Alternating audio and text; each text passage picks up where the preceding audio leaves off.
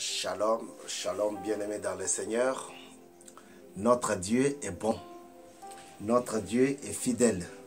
Dans sa fidélité immense, il nous donne encore l'opportunité, la grâce, l'occasion de nous approcher vers vous pour vous apporter la 16e leçon, le 16e enseignement, le 16e partage, la 16e exhortation pour sa gloire. Aujourd'hui, comme d'habitude, nous sommes toujours sur Mukulu Télévision et dans notre émission, le parfum de bonne odeur pour Jésus. Le parfum de bonne odeur pour Jésus, c'est une émission que votre serviteur anime chaque fois que Dieu lui donne l'occasion, l'opportunité, la grâce. Alors, aujourd'hui, sans plus tarder, nous allons parler de notre frère Étienne. 16e enseignement, 16e leçon pour la gloire de Dieu. Nous vous prions toujours de faire votre abonnement si vous ne l'avez pas encore fait, afin que nous soyons nombreux, nombreuses, pour adorer l'Éternel Dieu des grâces. Étienne, qui fait l'objet de notre exhortation aujourd'hui, Étienne, c'est un fils de la maison. Les 7 premiers qui sont arrivés dans l'église, les premiers martyrs de l'église. Étienne, c'est un garçon que Dieu s'est choisi pour faire voir sa gloire parmi son peuple. Étienne, ce n'est pas n'importe qui. Vous comprendrez plus tard qu'Étienne va devenir le martyr. Étienne n'était pas venu dans la maison de Dieu pour être martyr. Étienne n'a pas fait preuve comme nous aujourd'hui qui allons dans la maison de Dieu pour chercher des postes et y demeurer et y s'accrocher. Non, Étienne était venu pour que la gloire de Dieu soit manifeste et continue à se manifester dans sa maison. Alléluia. Je suis très heureux aujourd'hui de parler d'Étienne. Parce que Étienne, c'est un modèle. Parce que Étienne a su marcher avec Dieu. Parce que Étienne n'a pas eu honte d'évangéliser. Étienne n'a pas eu honte de parler de la part de Dieu. Il a donné et il est resté constant, fidèle à la parole de Dieu. La parole de Dieu, c'est Dieu lui-même. La parole de Dieu, c'est des actions divines, orientées, conduites par le Saint-Esprit.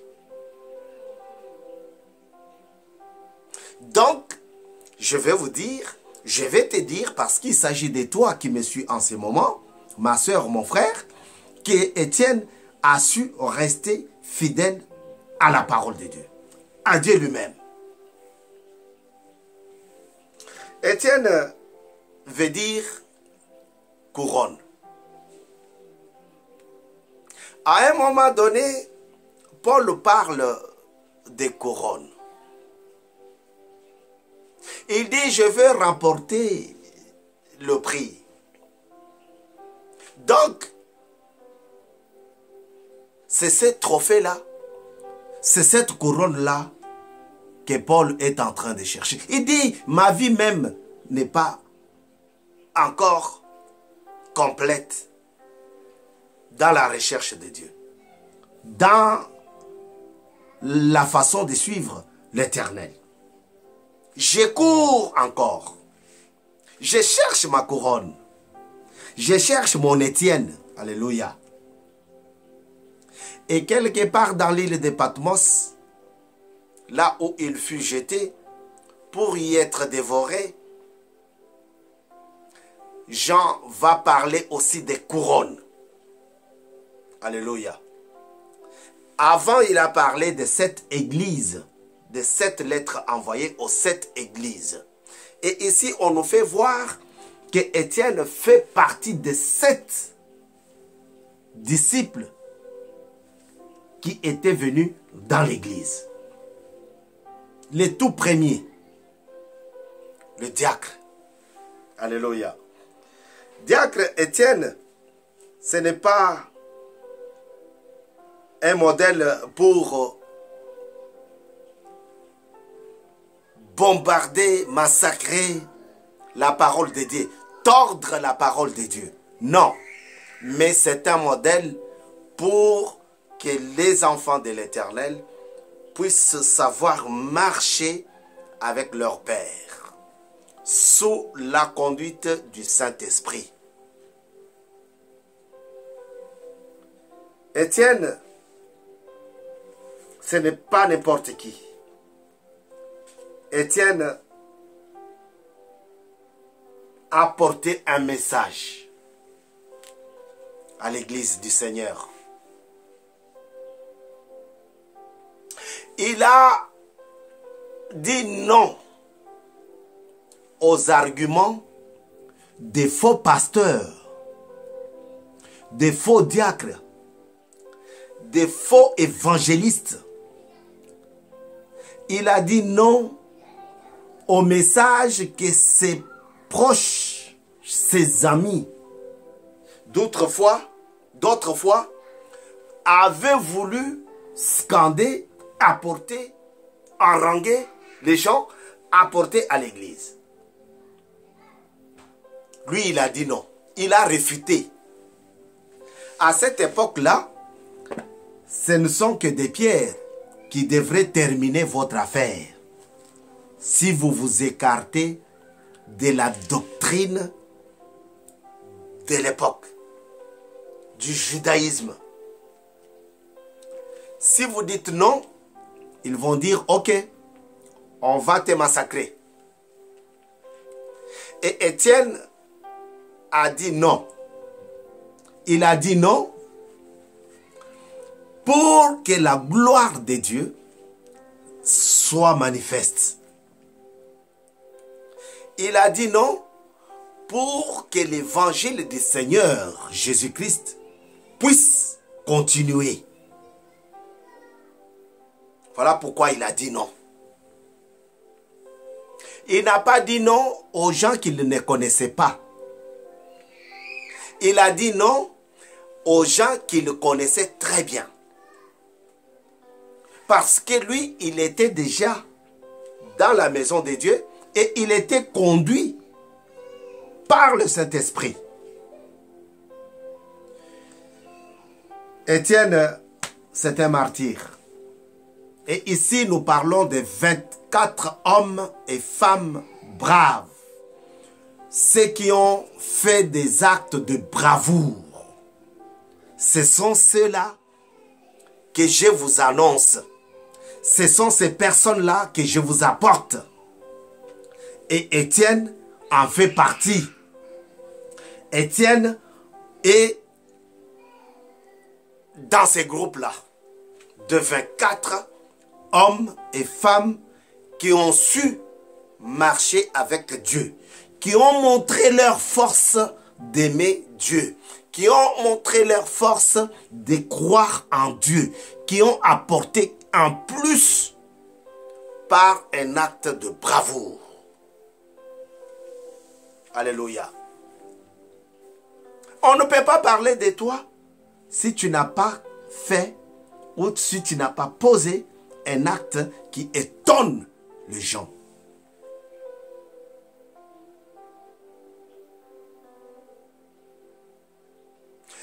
C'est ainsi que Étienne a posé l'acte. Il a réfuté. Il a dit non. Je ne peux pas continuer à enseigner votre doctrine. J'ai été appelé à la gloire éternelle de Dieu. J'ai été appelé à la lumière adorable, la lumière intarissable, la lumière du monde. Je ne suis pas appelé devant un homme du monde, de ce monde, mais je suis appelé devant celui qui dure de génération en génération. Et c'est celui-là que je dois annoncer. Le Dieu que nous vous annonçons ici, c'est celui dont nos oreilles ont entendu. Les yeux ont vu. Alléluia. Étienne a vu ça.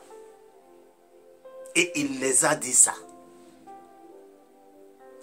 Étienne a fait l'analyse. Il a commencé par les commencements. Jusqu'à l'époque où Jésus était mis à mort. Où Jésus était crucifié. Il a commencé par Adam. Et il parle, il donne des exemples et des noms. Nous n'avons pas le temps de lire tout ça ici. Mais vous pouvez lire la vie d'Étienne à partir du 6e verset des Actes des Apôtres. Tu vas voir que Étienne a commencé par le début. Alors qu'il terminait son discours, alors qu'il voulait achever, Dieu s'est manifesté dans sa bouche pour qu'il puisse déclarer que c'est même Jésus-Christ dont vous êtes devenus meurtriers. Alléluia. Il déclare ces mots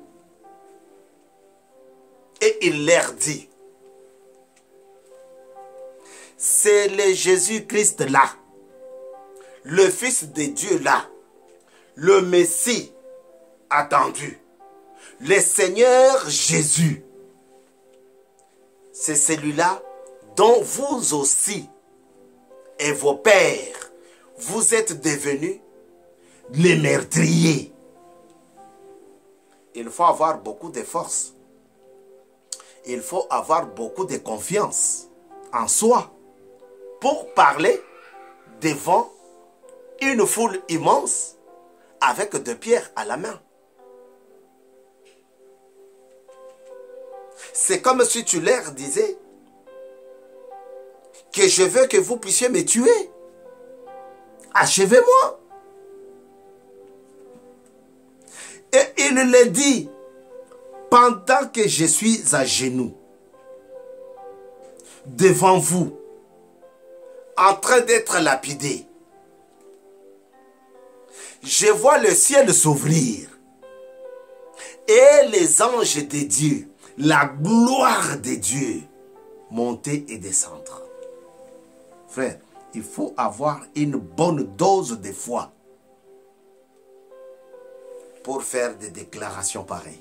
Voilà pourquoi Dieu nous a orientés vers Étienne.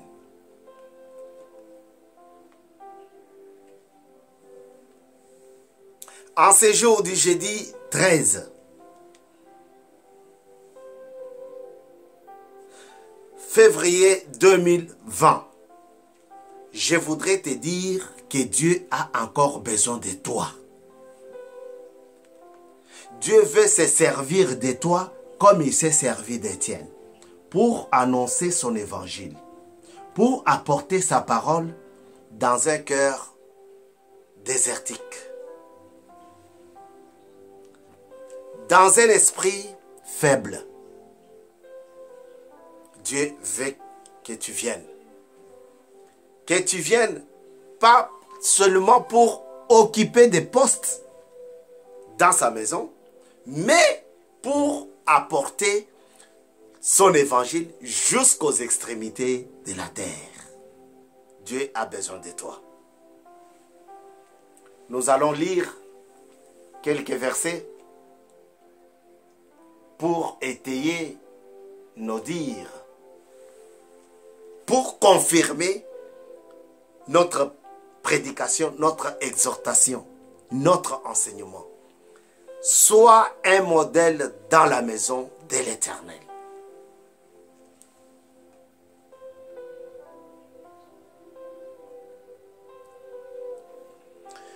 Je vais commencer par le chapitre 7, verset 51. Au nom de Jésus, je vais lire. Homme réfractaire, incirconcis de cœur et d'oreille. Vous vous opposez toujours au Saint-Esprit. Il parle à la foule. Il parle à ses concitoyens, les Israélites qui étaient là. Il leur dit, vous vous opposez toujours au Saint-Esprit. Vous êtes bien comme vos ancêtres. lesquels des prophètes vos ancêtres n'ont-ils pas persécutés? Ils ont tué ceux qui annonçaient d'avance la venue du juste, de Jésus-Christ, qu'il avait déjà expliqué dans les premiers versets. Et c'est lui que vous avez fait maintenant arrêter et dont vous êtes devenu le meurtrier. Il parle de lui-même.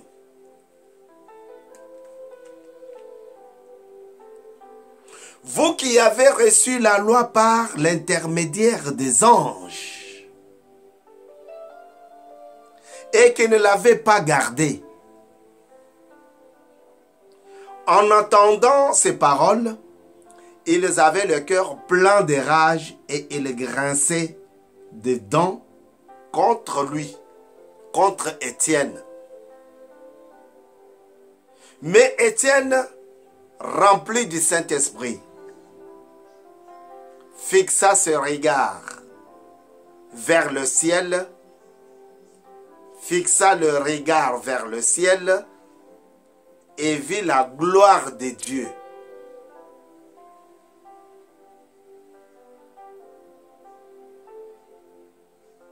Et Jésus-Christ debout à la droite du Père, Dieu. Il dit, je vois le ciel ouvert et les fils de l'homme debout à la droite de Dieu. Ils poussèrent alors de grands cris. Ils poussèrent les foules qui étaient là, les gens qui étaient là, les Israélites, les Israéliens qui étaient là. Ils poussèrent maintenant des cris parce que Étienne leur a dit que pendant le moment où il était en train d'être lapidé, il ouvrit les yeux vers le ciel. Comme je l'ai fait tout de suite là. Il ouvrit les yeux et il voit qui? Il voit d'abord la gloire de Dieu. Il voit Dieu lui-même. Il voit Jésus-Christ, le Fils de Dieu. À la droite, c'est ça la droite, à la droite de Dieu. Il n'a pas vu de parcelles, il n'a pas vu de villa. Il n'a pas vu de belles voitures. Il n'a pas vu de vêtements. Il n'a pas vu des choses du monde. Non, il a vu la gloire de Dieu. Frère, ces gens sont en train de le lapider. Et il ajoute ces mots pour leur dire, maintenant que vous êtes en train de me tuer, qu'est-ce que je vois? Le moment que j'ai ouvert les yeux, je vois la gloire de Dieu.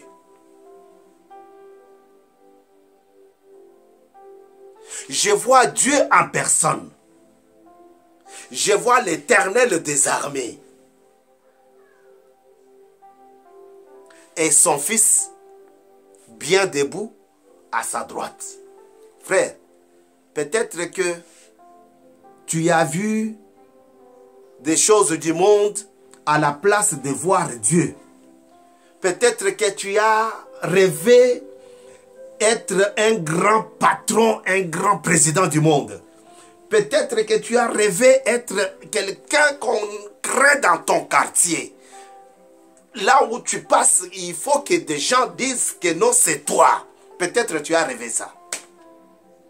Tu as vu ta gloire à toi. Mais la Bible dit, Dieu ne partage pas sa gloire. Dieu ne partage jamais son adoration. Parce que lorsqu'on cherche la gloire, on veut être honoré, on veut être adoré, on veut que les gens fassent pour nous un culte, qu'ils nous adorent.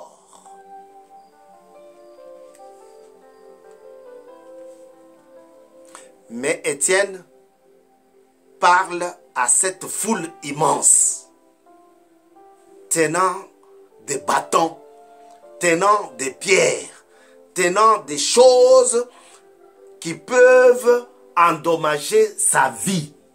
Mais il n'a pas fléchi ses genoux pour éviter, échapper à cette mort devant lui.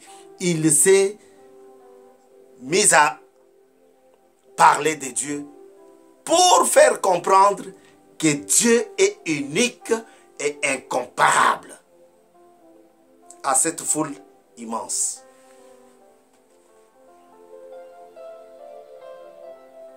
Rempli du Saint-Esprit. Peut-être toi tu veux que ta tête soit remplie des promesses de l'argent, des promesses des biens du monde.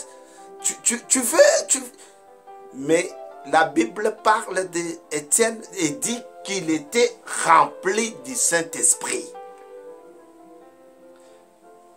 Fais la table rasa dans ta tête. Remplace le Saint-Esprit. Demande au Saint-Esprit de venir et d'y rester. Comme ça, tu verras la gloire de Dieu.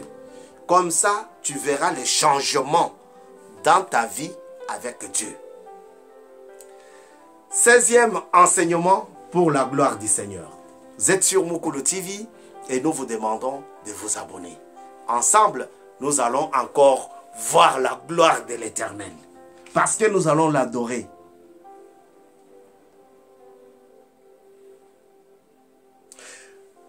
Mais Étienne, rempli du Saint-Esprit, fixa les regards.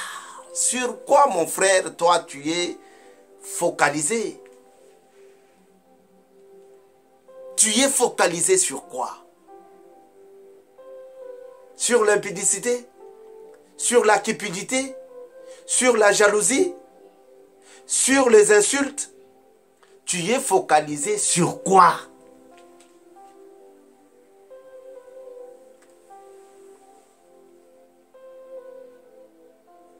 Rempli du Saint-Esprit, Étienne fixa les regards vers le ciel. Les gens avaient déjà commencé à y jeter des pierres. Tu ne veux pas écouter, tu nous parles de Dieu, tu nous parles de Jésus. Nous attendons le Messie et toi tu viens pour nous déranger, pour saboter notre doctrine, pour saboter notre temple. Et tu nous parles de quelqu'un qui est né sous nos yeux. Nous connaissons son père, nous connaissons sa maman. Et toi, tu dis que c'est lui-là le fils de Dieu. Non, ils avaient déjà commencé à tabasser, à taper Étienne. Mais celui-ci, ces derniers remplis du Saint-Esprit, Étienne commence à voir des choses. La première des choses, il voit la gloire de Dieu. Il voit Dieu assis sur son trône. Il n'a pas vu ses voisins. Il n'a pas vu. Il voit la gloire de Dieu.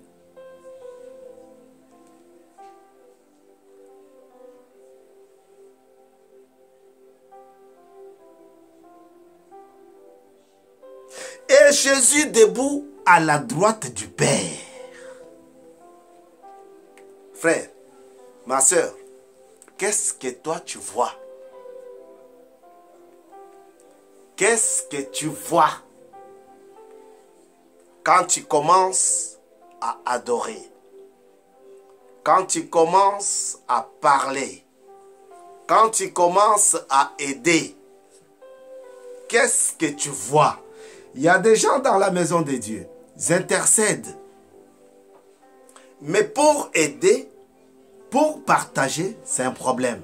Ah, mais si je lui donne 10 dollars, 10 euros, mais moi je vais vivre comment demain? Non. Prêter aux pauvres, c'est prêter à Dieu. Alléluia. Ne t'inquiète pas de demain, de lendemain. Matthieu 6. Dieu veut que tu sois un modèle dans sa maison. Il a commencé à parler. L'enlèvement d'Enoch, l'enlèvement d'Élie, les sacrifices d'Abraham pour son fils, le départ de Jacob. Il a commencé à énumérer chose par chose, cas par cas, histoire par histoire, tel qu'ils avaient vécu. C'était des choses que ces Israélites-là avaient vécues. Et ils parlaient avec honnêteté. Étienne parlait. À la fin, ils n'ont pas supporté la vérité.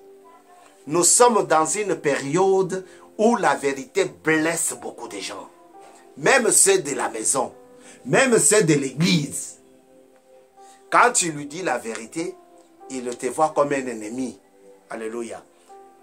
Dieu merci, toi tu as déjà fait ton travail. S'il ne veut pas croire, s'il veut se comporter comme cette foule immense devant Étienne, c'est son problème. Mais toi, fais ton travail. Alléluia. Nous sommes dans une période où tu amènes la vérité, on te bouscule. Ce n'est pas quelque chose de nouveau. Ésaïe 61 a parlé de ça. Ésaïe 59 a parlé de ça. La vérité a trébuché sur la place publique.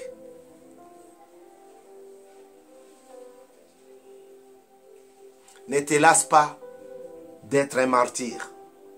Ne te lasse pas d'être un disciple.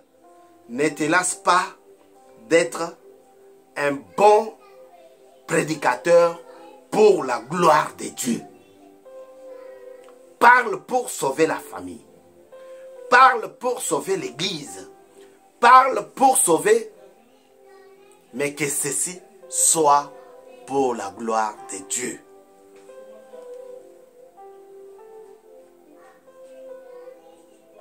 Il dit, je vois le ciel ouvert et le Fils de l'homme debout à la droite de Dieu. Lorsqu'il a vu ces choses, il ne les a pas gardées pour lui malgré qu'il était en train d'être lapidé. Lorsqu'il a vu, il a dit non, non, non, non, non, non, non, non, non. C'est la dernière révélation, il faut que je partage avec eux. Quand bien même ils sont sur le point de me tuer, je dois partager avec eux. C'est ainsi qu'il leur dit. Pendant que j'ouvrais les yeux, je vois Dieu, je vois le Fils de l'homme à sa droite.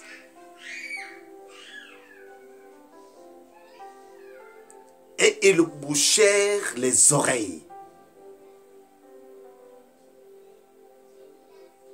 Et se précipitèrent tous ensemble sur lui. Ils les traînèrent à l'extérieur de la ville et se mirent à le lapider. Les témoins avaient déposé leurs vêtements aux pieds d'un jeune homme appelé Saul. Ils Il jetait des pierres à Étienne qui priait et disait, « Seigneur Jésus, accueille mon esprit. » Puis il s'est mis à genoux et s'écria d'une voix forte, « Seigneur, ne les charge pas de ses péchés. » Après avoir dit cela, il s'endormit. Alléluia. Après avoir dit cela, il s'endormit. Cela veut dire quoi? Cela veut dire que lorsque ce peuple, cette foule a entendu la vérité sortir de la bouche d'Étienne, ils n'ont pas supporté parce qu'ils se sont sentis dans cette vérité. Ils se sont sentis plus mauvais. Et ils ont dit, si nous acceptons cet évangile, notre peuple va croire à cela. Mais il faut qu'on montre à ces messieurs, Étienne, que tu es dans le faux. Et ils l'ont traîné à l'extérieur de la ville et ils ont commencé à le lapider. Mais pendant qu'il les lapidait, Étienne va prendre la parole pour dire à Dieu, faire une prière d'intercession. Il va demander à Dieu de ne pas les charger de cette faute. Il dit, Seigneur, ne les charge pas de cette erreur, de cette faute, de ces péchés. Ne compte pas leurs péchés. Laisse-les parce qu'ils ne le savent pas. En fait, il n'a fait que reprendre les mêmes propos que Jésus avait déclarés à la croix. Tout est accompli. J'ai tout dit pour qu'ils écoutent ta parole. Mais ils se sont bouchés les oreilles. Et ils se disputèrent pour me tuer. Ne les charge pas de ces péchés. Quand tu as un problème avec quelqu'un, toi tu demandes à ce qu'on les tue. Seigneur, tue-le, comme ça je serai libre. Comme ça je serai tranquille. Non. Par contre, demande à Dieu de le garder pour qu'il connaisse la parole.